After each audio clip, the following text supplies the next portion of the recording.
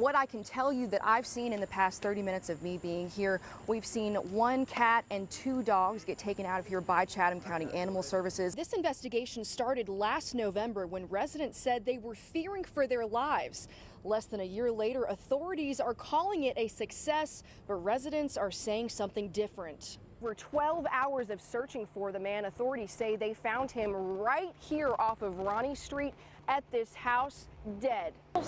These are all baby oysters, and in this one container, there can be up to 200,000 of them. Now, if you look right down here, these are just 2 alligators of the over 10,000 gators that Trapper Jack has trapped here over the last 30 years here in Chatham County. Now, according to school officials, over 1,000 Chatham County students were categorized as homeless this past school year. That is a 30% increase from the previous school year, which only saw close to 750 homeless students. What I'm about to show you is shocking, really sad, and once you hear the story behind it, it's truly unbelievable what happened here. News. I was here earlier telling you guys about an active scene at 53rd Street and Waters Avenue, and I'm just going to give you a little bit of an update about what's happened. He could have come to my house and broken my house or something, you know what I mean? This man had no idea that an armed fugitive was hiding out just steps away from his home. I had no idea nobody was next door, done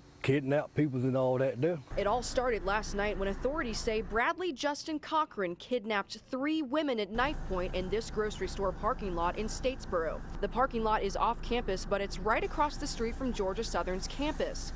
The school sent out alerts to students last night.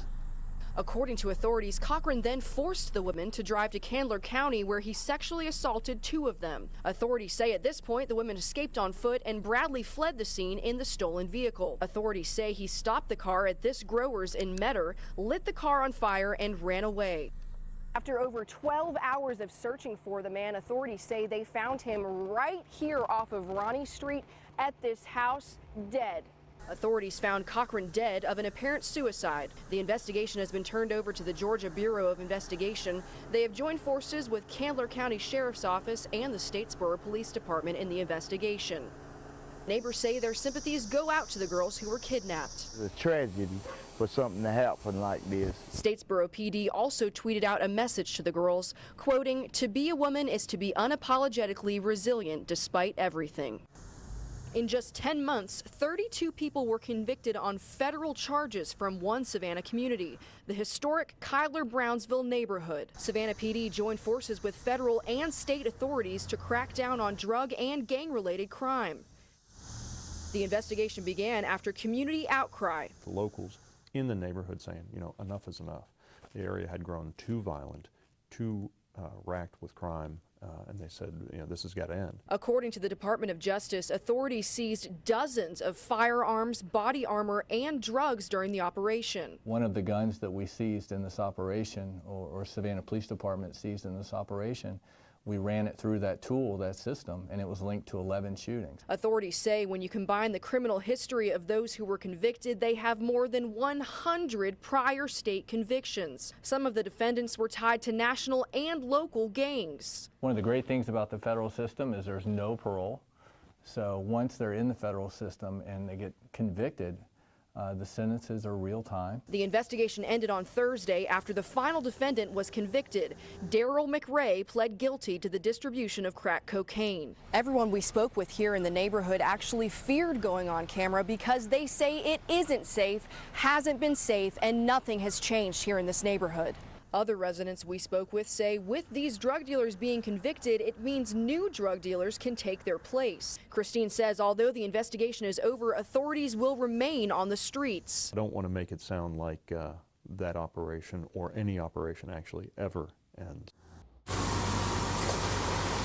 In this video from a St. Helena firefighter, you can see flames engulfing a $1 million home on Ladies Island. According to the family, the fire started around 5 p.m. They called 911. 911 service was not answering the phone. So they ended up calling friends in Pooler. We had to call some of our friends who knew people that worked at the fire station, and it finally took like an hour and a half before they were here. According to the St. Helena Fire District, when they arrived on scene, the fire hydrant's water pressure and amount were lacking. They say the water authority fixed this a couple of hours later. First responders sifted through the remains today, trying to salvage what they could for the family. The family didn't think it would end like this. Better if we had known that like it would have burned to the ground, because then like we would have gotten like all of our clothes and stuff out. But honestly, we thought they would like get it under control. According to Zillow, the house was built in 1929 and was worth over $1.7 million. Many neighbors watched the house burn. This video from Chris Briggs was taken from a boat. We spoke with one neighbor who says the neighborhood lost a piece of history. Basically got a very old, historic, beautiful house in a beautiful location that is now just rock. It'll never be the same. Now, according to the family, they have lived here for close to 10 years now and were looking to sell the house. And now, after what happened, they don't know what they're going to do. Firefighters say the fire was caused by lightning. As of this afternoon, the family said they are still missing one of their cats. They're just doing the right things so we could take our stuff to the dump like we should. After being turned away by the Chevis Road drop-off center, Brian and Rob say they started dumping their trash on the curb next to their home and put up this sign for county officials. The message: they should be allowed to dump at their drop-off center. I apologize to our neighbors because we were turned away. We had to do something with our trash. We posted the county commissioner, Jay Jones, the commissioner, and also Daryl at Public Works, who sided with them and not let us come in to dump our stuff. Brian posted about the problem on social media, and people commented that they too have been turned away. Well, it's kind of trashy that a dump won't take all your trash. We found trash lining nearby streets. When people aren't allowed to drop off garbage at the center, it appears they dump it wherever they please. Usually I ride by and you can see, as of right now, a pile of trash right in front of the gate. We reached out to the Chatham County Public Works Director, and he says there's not a problem. County taxpayers have to pay a disposal fee for every ton that's put into a private landfill. So there is a cost out here, and we got to keep that cost under control. Officials say it's pretty simple. You are, in fact, a county resident, and it's coming from your own personal residence. They don't accept any hazardous materials, household garbage, or commercial trash. The people who live here say they are following the rules but are still being turned away. The Chatham County Public Works Director says that's not the case. It's Savannah. We should be better than that. I'm right here off of Coastal Highway in Port Wentworth, around the 100 block of this street. And as you can see behind me, we have Port Wentworth Police here, as well as GBI, and even Chatham County Animal Services was here earlier.